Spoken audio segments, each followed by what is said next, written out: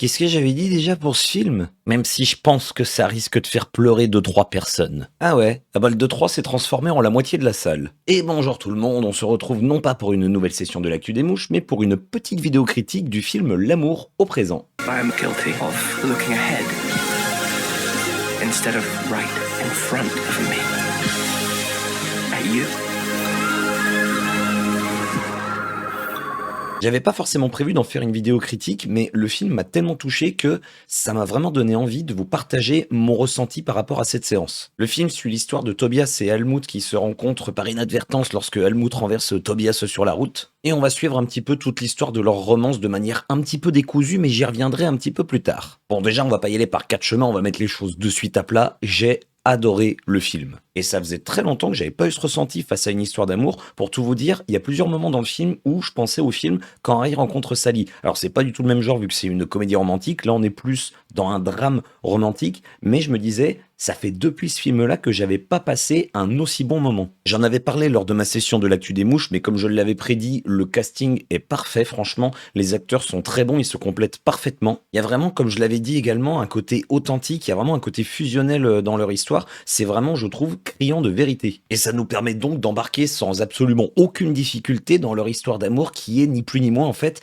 une histoire sur la vie. Même si par moments, comme je le disais tout à l'heure, le montage peut avoir tendance à nous perdre un petit peu. Parce qu'à la base, moi je pensais que ce serait un film avec un montage classique, on va dire entre guillemets, avec donc le début de l'histoire, le déroulement de l'histoire et la fin de l'histoire.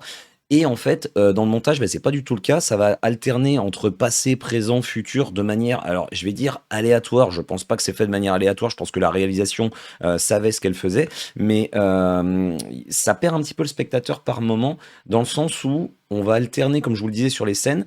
Du coup, tu comprends comment le film fonctionne.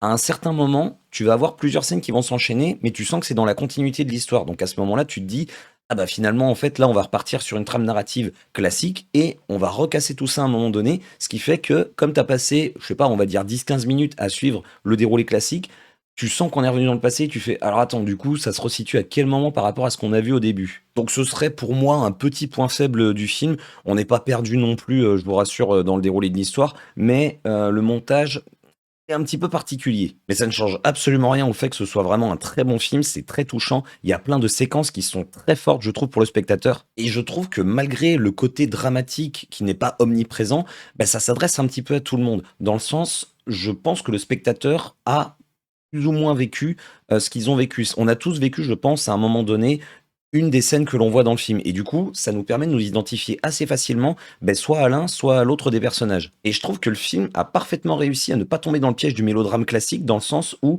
on n'a pas cherché à te faire t'apitoyer sur tel ou tel personnage, telle ou telle situation. C'est plutôt bien équilibré, je trouve que c'est assez fin là-dessus. C'est un film qui veut te montrer ce qu'il y a de beau dans la vie, malgré les différentes épreuves que tu vas pouvoir traverser, que ce soit en tant que personne unique ou en tant que couple. Et contrairement à pas mal de films romantiques, je trouve que celui-ci, il est vachement réaliste. Il n'y a pas un seul moment où je me suis dit non, là c'est un petit peu gros, c'est pas ce qui se passerait dans la vraie vie. Dans tous les films romantiques, on se dit ça à un moment donné. Là, vraiment, sur chaque plan, j'étais là, non, enfin, je me posais pas vraiment la question, en fait, ça coulait de source. Et c'est dû, encore une fois, et j'y reviens, je suis désolé, au jeu des acteurs, enfin, que ce soit vraiment Andrew Garfield ou Florence Pugh, ils sont parfaits, ils sont juste parfaits. Enfin, j'espère qu'ils auront des récompenses pour la prestation qu'ils livrent ici. Alors, il y en a plein qui diront, ils font rien d'autre que de jouer un couple classique.